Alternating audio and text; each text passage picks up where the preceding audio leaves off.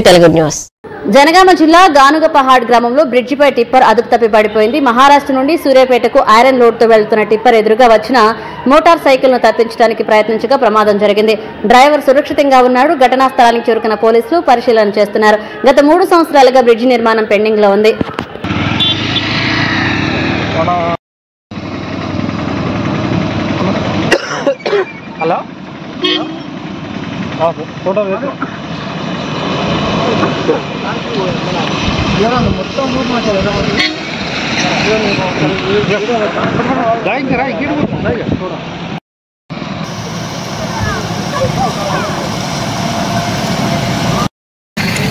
కొంచెం లెఫ్ట్ తీసుకున్నా ఆ మట్టి మొత్తం జారిపోయింది.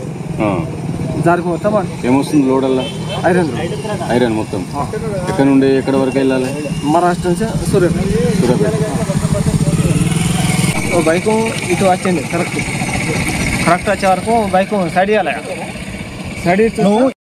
గత 3 సంవత్సరాల నుంచి ఈ బ్రిడ్జి కూలిపోవడం జరిగింది. అప్పటి నుంచి నూతనంగా బ్రిడ్జి నిర్మాణం చేపట్టి ఇప్పటికి కూడా 3 సంవత్సరాలు గడుస్తున్నా కూడా గత ప్రభుత్వం సగం వదిలిపెట్టింది. ఇప్పుడున్న ప్రభుత్వం ఈ కాంట్రాక్టర్కు 90 లక్షల రూపాయలు ఇవ్వాలని చెప్పేసి కాంట్రాక్టర్ మధ్యలోనే వదిలిపెట్టడం జరిగింది. ప్రాణాలతోటి చెలగాటం ఆడే విషయం ఇది.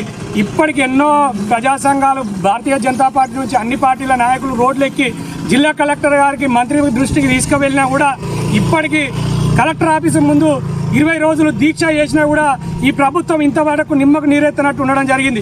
ఇక్కడ ప్రాణాలు ఇది గతంలో ఎన్నో వెహికల్స్ ఈ బ్రిడ్జి మీదకి వెళ్ళి పడి ప్రాణాపాయ స్థితి నుంచి త్రూటిలో తప్పడం జరిగింది. ఇక్కడ స్కూల్ బస్సులు, ఎన్నో రకాల విద్యార్థులు అందరూ ఇక్కడ నుంచే